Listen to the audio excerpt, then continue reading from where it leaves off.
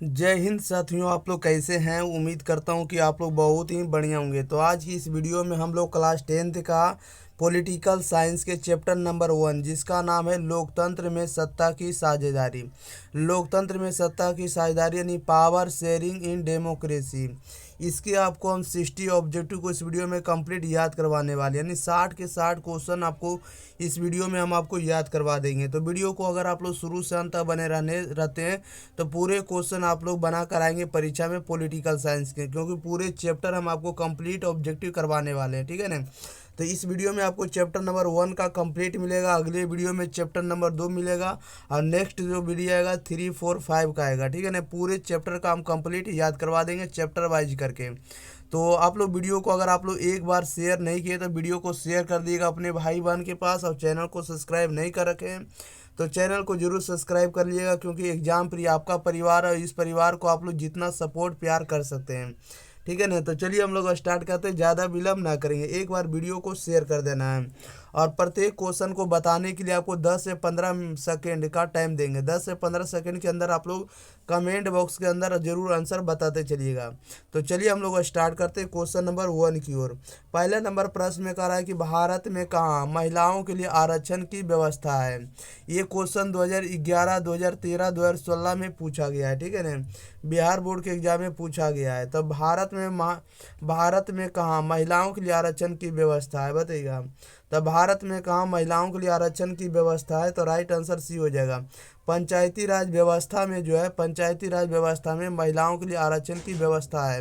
Right answer C सही जवाब हो जाएगा। क्वेश्चन नंबर 2 में कह रहा है कि 15वीं लोकसभा चुनाव से पूर्व लोकसभा में महिलाओं की भागीदारी कितनी थी, बताइएगा। ये क्वेश्चन 2012 में पूछा गया है।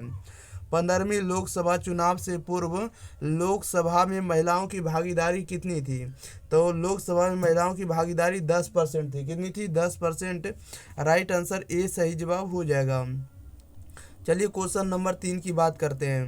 क्वेश्चन नंबर 3 में कह रहा है कि निम्नलिखित व्यक्तियों में कौन लोकतंत्र में रंग भेद नीति के विरोधी नहीं थे, बताइएगा। निम्नलिखित व्यक्तियों में कौन है जो लोकतंत्र में रंग भेद नीति विरोधी नहीं थे। ये क्वेश्चन 2013, 2017, 2018 में पूछा गया है। तो रंग भेद नीति के विरोधी नहीं थे। राइट आंसर ऑप्शन नंबर क्या हो जाएगा? डी हो जाएगा। क्या हो जाएगा? डी हो जाएगा। तो जेड गुडी जो थे आपको लोकतंत्र में रंग भेद नीति के विरोध नहीं किए थे। राइट आंसर डी हो जाएगा। क्वेश्चन नंबर 4 नंबर में कह रहा है कि बिहार में पंचायती राज संस्थाओं में महिलाओं के लिए कितनी सीटें आरक्षित है, बताइएगा। बिहार में पंचायती राज संस्थाओं में महिलाओं के लिए कितनी सीटें आरक्षित की गई है, तो राइट आंसर ए सही जवाब हो जाएगा। बिहार में पंचायती राज संस्थाओं के लिए 50% सीट आरक्षण थे। राइट आंसर ए हो जाएगा। अगला कह रहा है कि क्षेत्रवाद की भावना का एक कुपरिणाम है, बताइएगा। क्षेत्रवाद की भावना का एक कुपरिणाम है। ये 2017, 2020 और 2024 में क्वेश्चन पूछा गया है। ठीक है ना। तो बताइएगा क्षेत्रवाद की भावना का एक कुपरिणाम है, तो राइट आंसर डी हो जाएगा। अलगाववाद है। क्या? अलगाववाद है। बिल्कुल डी सही जवाब हो जाएगा। क्वेश्चन नंबर ध्यान दीजिएगा 6 नंबर की ओर। क्वेश्चन नंबर 6 में कह रहा है कि सांप्रदायिक राजनीति किस धारणा पर आधारित है, बताइएगा। सांप्रदायिक राजनीति जो है किस धारणा पर आधारित है, तो राइट आंसर ए सही जवाब हो जाएगा। एक धर्म दूसरे धर्म से श्रेष्ठ है। एक धर्म दूसरे धर्म से श्रेष्ठ है, ये सांप्रदायिक राजनीति धारणा आधारित है। बिल्कुल ए सही जवाब हो जाएगा। क्वेश्चन नंबर 7 कह रहा है कि जब हम लैंगिक विभाजन की बात करते हैं तो हमारा अभिप्राय होता है। जब हम लैंगिक विभाजन की बात करते हैं तो हमारा अभिप्राय क्या होता है, तो हमारा अभिप्राय होता है समाज द्वारा स्त्रियों और पुरुषों की दी गई असमान भूमिकाएं। समाज द्वारा दी गई पुरुषों और स्त्रियों को असमान भूमिकाएं। राइट आंसर बी सही जवाब हो जाएगा। नेक्स्ट क्वेश्चन लेते हैं। क्वेश्चन नंबर ध्यान दिएगा 8 नंबर की ओर। चलिए क्वेश्चन नंबर 8 पर आप लोगों को पहुंच गए हैं। क्वेश्चन नंबर 8 में क्या कह रहा है? 8 नंबर में कह रहा है कि भारतीय संविधान के बारे में इनमें से कौन सा कथन सही है, बताइएगा। कौन सा कथन है जो भारतीय संविधान के बारे में सही है, तो राइट आंसर ए सही जवाब हो जाएगा। यह धर्म के आधार पर भेदभाव की मनाही करता है। यानी भारतीय संविधान जो आपको धर्म के आधार पर भेदभाव क्यों मनाही करता, नहीं मना करता। राइट आंसर ए सही जवाब हो जाएगा। ये 2018 में पूछा जा चुका है। 9 में कह रहा है कि सांप्रदायिक राजनीतिक आधारित होती है, बताइएगा। सांप्रदायिक राजनीति जो है आधारित होती है तो धर्म पर आधारित होती है, बिल्कुल ये सही जवाब हो जाएगा। 10 में कह रहा है कि 16वीं लोकसभा में महिलाओं की सदस्यों की संख्या कितनी है। जितने भी क्वेश्चन करवा रहे हैं सभी PYQ क्वेश्चन है, प्रीवियस ईयर क्वेश्चन है, यानी जो पिछले साल एग्जाम हुए सभी के क्वेश्चन को इसमें इंक्लूड किया गया, ठीक है ना। और जो इंपॉर्टेंट क्वेश्चन बन सकते हैं सभी इस वीडियो में भी देखने को मिलने वाला इस जो वीडियो बना रहे हैं। चलिए क्वेश्चन नंबर 16 में करा लोकसभा बताइएगा कि 16वीं लोकसभा में महिलाओं की संख्या कितनी थी। तो 16वीं लोकसभा में महिलाओं की जो संख्या थी 61 थी। राइट आंसर ए सही जवाब हो जाएगा। क्वेश्चन नंबर 11 नंबर में करा है कि निम्नलिखित में से किस समुदाय में ब्रुसेल्स में बहुमत का गठन किया गया, बताइएगा। निम्नलिखित में से किस समुदाय ने ब्रुसेल्स में बहुमत का गठन किया। तो बहुमत का गठन करने वाले कौन है, तो फ्रेंच भाषी समुदाय कौन है, तो फ्रेंच भाषी समुदाय है, ये सही जवाब हो जाएगा।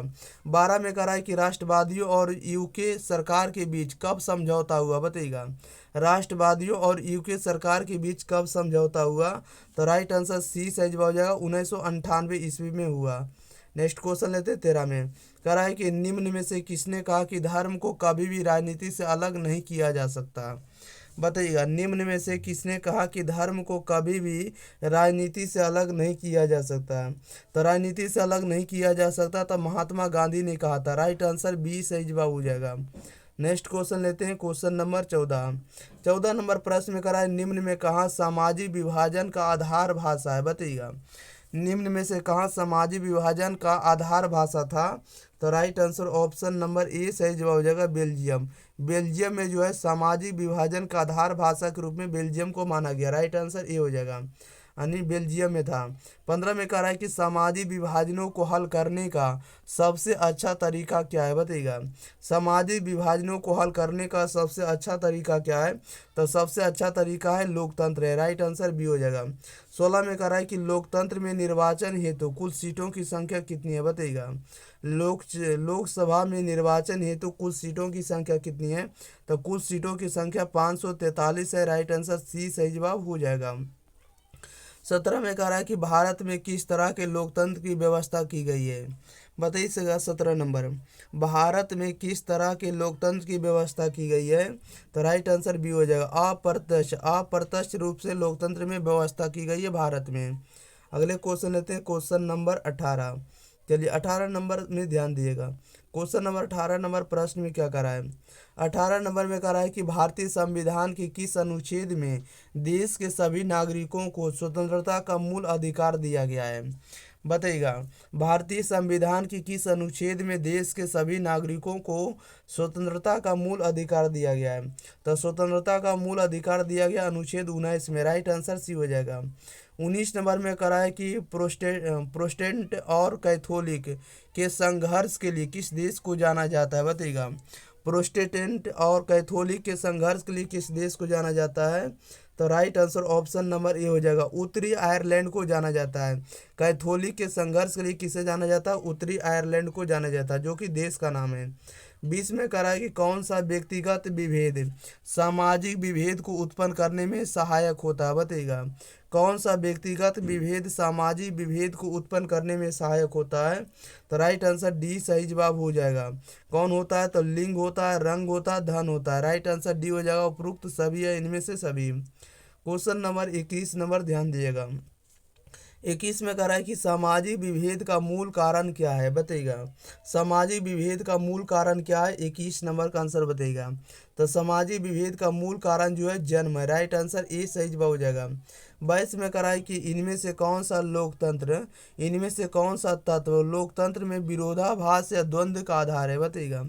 इनमें से कौन सा तत्व लोकतंत्र में विरोधाभास या द्वंद्व का आधार है, तो right answer option number D सही जवाब हो जाएगा। रंग भेद है, भाषा का भेद है और क्षेत्रीयता है, सभी है। राइट आंसर डी हो जाएगा, इनमें से सभी।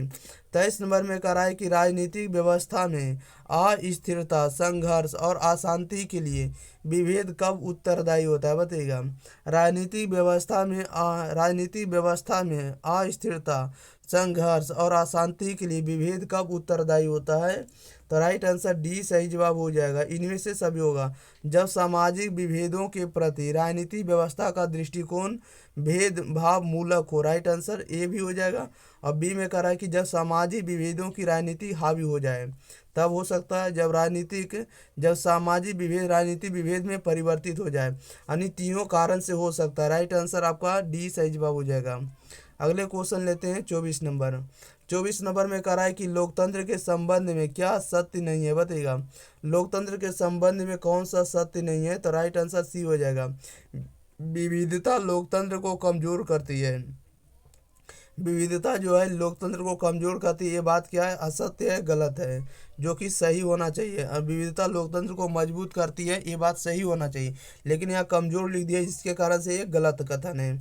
क्वेश्चन नंबर 25 में कह रहा है इनमें कौन लोकतंत्र का मजबूती प्रदान नहीं करता है, बताइएगा। इनमें कौन लोकतंत्र मजबूती प्रदान नहीं करता है?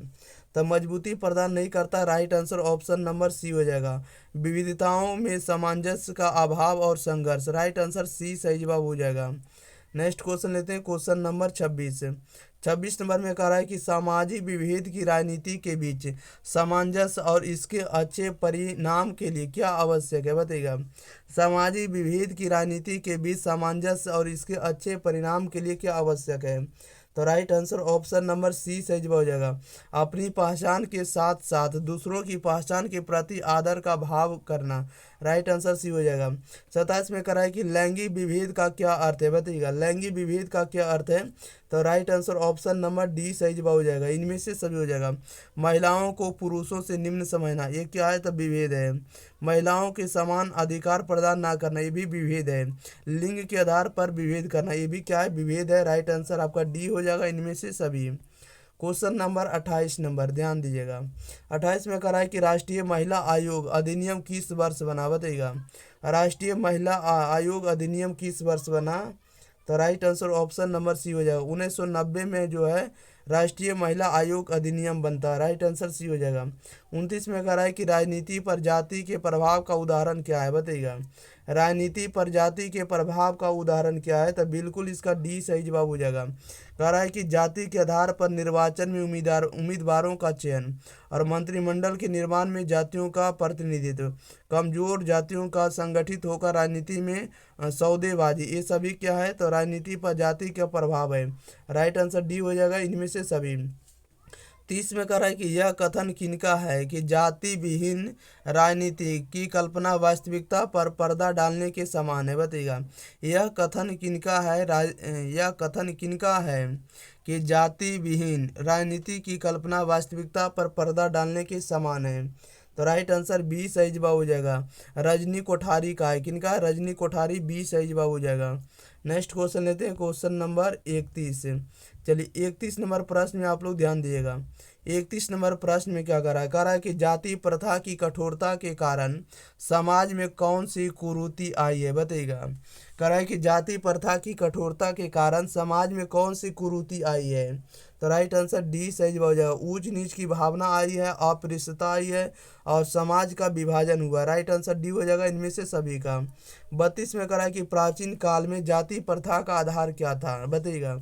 प्राचीन काल में जाति प्रथा का आधार क्या था? तो राइट आंसर ये हो जाएगा कर्म था। 33 में कह रहा है कि भारत की प्रमुख सामाजिक व्यवस्था क्या है, बताइएगा। भारत की प्रमुख सामाजिक समस्या क्या है? तो राइट आंसर डी हो जाएगा। सामाजिक समस्या जो है क्या है? तो जातिवाद है, भाषावाद है, संप्रदायवाद है। राइट आंसर डी हो जाएगा इनमें सभी। 34 में कह रहा है कि भारतीय समाज किस विभेद से अधिक प्रभावित होता है? भारतीय समाज किस विभेद से अधिक प्रभावित होता है? तो right answer option number D हो जाएगा इनमें से सभी हो जाएगा। लिंग हो जाएगा, धर्म हो जाएगा, जाति हो जाएगा। 35 में कह रहा है कि 25 मार्च 1931 को कानपुर के सांप्रदायिक दंगे को शांत कराने के लिए कराने के प्रयास में कौन शहीद हो गए, बताइएगा। 25 मार्च 1931 को कानपुर के सांप्रदायिक दंगे को शांत कराने हेतु कौन शहीद हो गए? तो right answer option number B हो जाएगा। गणेश शंकर विद्यार्थी हो गए, बिल्कुल बी सही जवाब हो जाएगा। Question number 36। 36 नंबर प्रश्न में करा है कि सांप्रदायिकता किसे कहते हैं। सांप्रदायिकता किसे कहते हैं, तो राइट आंसर सी हो जाएगा, अपने धार्मिक हित के लिए राष्ट्र हित का बलिदान करना। अपने धार्मिक हित के लिए राष्ट्र हित का बलिदान करना सांप्रदायिकता कहलाता है। 37 में करा है कि धर्म निरपेक्ष का क्या अर्थ है, बताइएगा।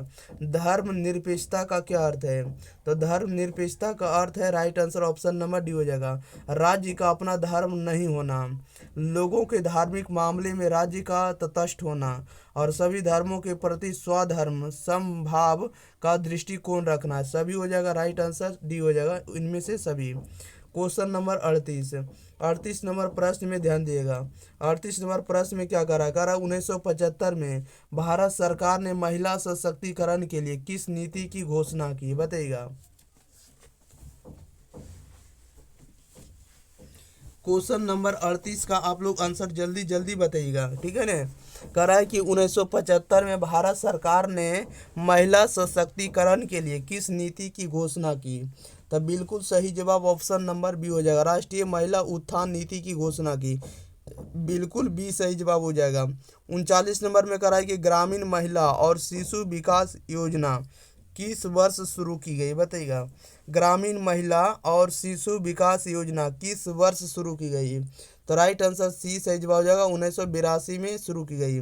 40 में कह रहा है कि महिलाओं के विकास के लिए केंद्रीय समाज कल्याण बोर्ड किस वर्ष गठित किया गया। महिलाओं के विकास के लिए केंद्रीय समाज कल्याण बोर्ड किस वर्ष गठन किया गया या गठित किया गया, तब बिल्कुल ये सही जवाब हो जाएगा, 1953 ईस्वी में गठित किया गया। नेक्स्ट क्वेश्चन लेते हैं 41 नंबर। 41 नंबर प्रश्न में कह रहा है कि वर्ष 2011 की जनगणना में 1000 पुरुषों पर महिलाओं की संख्या कितनी है, बताइएगा। वर्ष 1911 में वर्ष 2011 की जनगणना में 1000 पुरुषों पर महिलाओं की संख्या कितनी है, तो महिलाओं की संख्या 943 है। 1000 पुरुषों पर 943 महिलाएं हैं, तब बी सही जवाब हो जाएगा। 42 में करा है कि इनमें कौन सामाजिक विभाजन का निर्धारक तत्व है, बताइएगा। इनमें कौन सामाजिक विभाजन का निर्धारक तत्व है, तो राइट आंसर बी सही जवाब हो जाएगा, राजनीतिक दलों के द्वारा समुदायों की मांग को उपस्थित करने का तरीका। बिल्कुल बी सही जवाब हो जाएगा। नेक्स्ट क्वेश्चन लेते हैं 43 नंबर। क्वेश्चन नंबर 43 नंबर में कह रहा है कि निम्नांकित में कौन सा कथन सत्य है, बताइएगा। निम्नांकित में कौन सा कथन सत्य है, तो राइट आंसर डी सही जवाब हो जाएगा। कौन सा कथन सत्य है, तो ये सभी जो लिखा गया सभी कथन सत्य है। यानी लोकतंत्र में सामाजिक विभेद राजनीति को प्रभावित करता है। सामाजिक विभेदों की राजनीति का हावी होना राजनीतिक व्यवस्था के लिए खतरनाक है। धर्म जाति और भाषा आधारित विभेदों की राजनीति देश को विभाजित करती है। ये बात भी क्या है, सत्य। राइट आंसर डी हो जाएगा, इनमें से सभी। अगला क्वेश्चन लेते हैं 44 नंबर। कह रहा है कि सामाजिक विभेद के राजनीतिक विभेद में परिवर्तन ने किस देश को खरबूजे की तरह कई टुकड़ों में बांट कर रख दिया है, तो राइट आंसर ऑप्शन नंबर क्या हो जाएगा, तो सी हो जाएगा, यूगोस्लाविया देश है। क्वेश्चन नंबर 45 कह रहा है कि प्रोटेस्टेंट और कैथोलिक समूहों में आपसी सौहार्द का सबसे अच्छा उदाहरण कौन सा देश है, तो सबसे अच्छा उदाहरण जो होगा कौन सा देश होगा, तो नीदरलैंड होगा। कौन होगा, नीदरलैंड होगा, राइट आंसर बी हो जाएगा। और इसके साथ साथ आपको कौन होगा, आपको आयरलैंड भी होगा, लेकिन अगर नीदरलैंड है तो नीदरलैंड मारेंगे ठीक है, नहीं रहेंगे तो आयरलैंड नहीं। ओके, नेक्स्ट क्वेश्चन लेते हैं। क्वेश्चन नंबर देखिएगा आप लोग 46 नंबर की ओर। चलिए क्वेश्चन नंबर 46 नंबर में आप लोगों को ध्यान देना होगा एक बार, और एक बार वीडियो को शेयर नहीं किया तो वीडियो को शेयर जरूर कर लीजिएगा, चैनल को भी सब्सक्राइब जरूर कर लीजिएगा।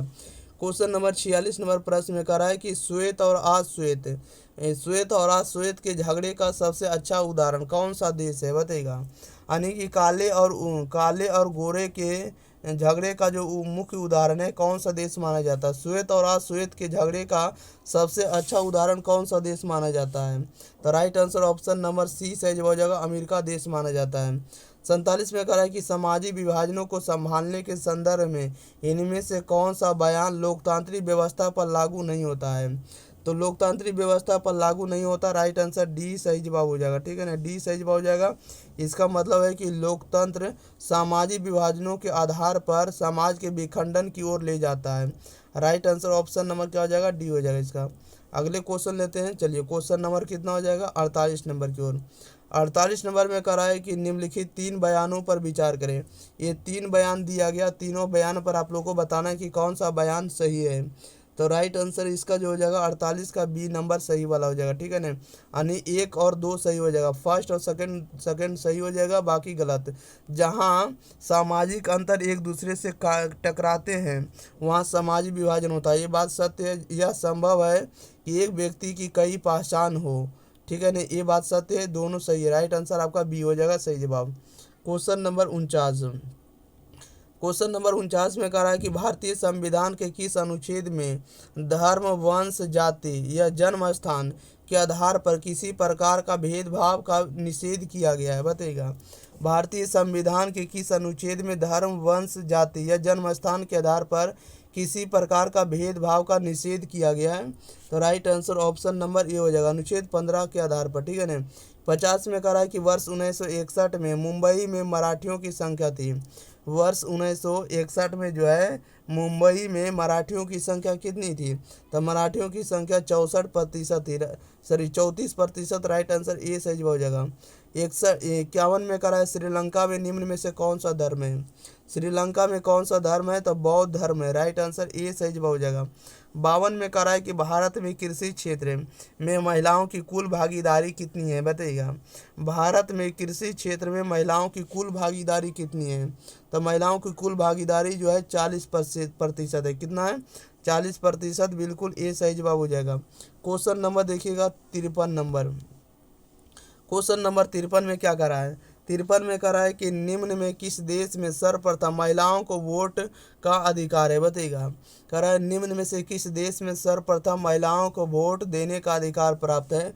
तो वोट देने का जो अधिकार प्राप्त हुआ सबसे पहले ब्रिटेन देश में। राइट आंसर ए सही हो जाएगा। 54 में करा है निम्न में कौन है जो ईसाई बहुल देश है? ईसाई बहुल देश कौन है? तो ईसाई बहुल देश के रूप में जो है उत्तरी आयरलैंड आएगा और नीदरलैंड आएगा। राइट आंसर आपका सी हो जाएगा, ए और बी दोनों। क्वेश्चन और 55 में करा है कि 1967 तक भारतीय राजनीति में निम्न में से किसका वर्चस्व रहा है, बताइएगा। 1967 तक भारतीय राजनीति में निम्न में से किसका वर्चस्व रहा है? तो राइट आंसर ये हो जाएगा सवर्ण का रहा है। किसका रहा है? सवर्ण का। बिल्कुल ये हो जाएगा। 56 नंबर में कह रहा है कि सामाजिक विभाजन की निम्न में से कौन सी अभिव्यक्तियां हैं, बताइएगा। सामाजिक विभाजन की निम्न में से कौन सी अभिव्यक्तियां हैं? तो राइट आंसर डी सही जवाब हो जाएगा। जाति है, धर्म है, लिंग है, उपरोक्त सभी है। नेक्स्ट क्वेश्चन लेते हैं, क्वेश्चन नंबर 57 में कह रहा है कि वर्ण व्यवस्था का व्यवस्थित स्वरूप क्या है, बताइएगा। वर्ण व्यवस्था का व्यवस्थित स्वरूप क्या है? तो राइट आंसर डी सही जवाब हो जाएगा। ब्राह्मण, क्षत्रिय, वैश्य और शूद्र है। कौन है? तो ब्राह्मण, क्षत्रिय, वैश्य और शूद्र है। बिल्कुल डी सही जवाब हो जाएगा। 58 में कह रहा है कि भारत में समाज सुधार आंदोलन में निम्न में किसका योगदान है, बताइएगा। भारत में समाज सुधार आंदोलन में निम्न में किसका योगदान है? तो राइट आंसर डी सही जवाब हो जाएगा। ज्योतिबा फुले का है, महात्मा गांधी का है और भीमराव अंबेडकर का, सभी का राइट आंसर डी हो जाएगा, उपरोक्त सभी। 59 में कह रहा है कि जाति व्यवस्था को निम्न में किसने कमजोर किया है? जाति व्यवस्था को निम्न में किसने कमजोर किया है? तो आर्थिक विकास ने कमजोर किया, शिक्षा में वृद्धि ने कमजोर किया, शहरीकरण ने कमजोर किया है। राइट आंसर डी हो जाएगा, उपरोक्त सभी ने। क्वेश्चन नंबर 60 कह रहा है कि वर्ष 1999 से 2000 के अनुसार गरीबी रेखा से नीचे रहने वालों में अनुसूचित जनजातियों का प्रतिशत कितना है, बताइएगा। वर्ष 1999 से 2000 के अनुसार गरीबी रेखा से नीचे रहने वालों में अनुसूचित जनजातियों का प्रतिशत कितना है? तो राइट आंसर ये हो जाएगा 45.8% है। कितना है? 45.8%। राइट आंसर ए सही हो जाएगा। तो ध्यान दीजिएगा प्यारे साथियों, इस वीडियो में हम आपको 60 के 60 क्वेश्चन कंप्लीट याद करवा दिए, ठीक है ना। तो आपका काम रहेगा कि इस वीडियो को अपने भाई बहन के पास शेयर करिएगा, चैनल को सब्सक्राइब करिएगा, और अगर आप लोगों को वीडियो पसंद आता है तो वीडियो को लाइक जरूर करना है, ठीक है ना। और कम से कम आप लोग अपने भाई बहन के पास 10 लोगों के पास शेयर जरूर कर देना है। चलिए मिलते हैं अगली वीडियो साथ, तब तक के लिए thank you for watching this video. धन्यवाद।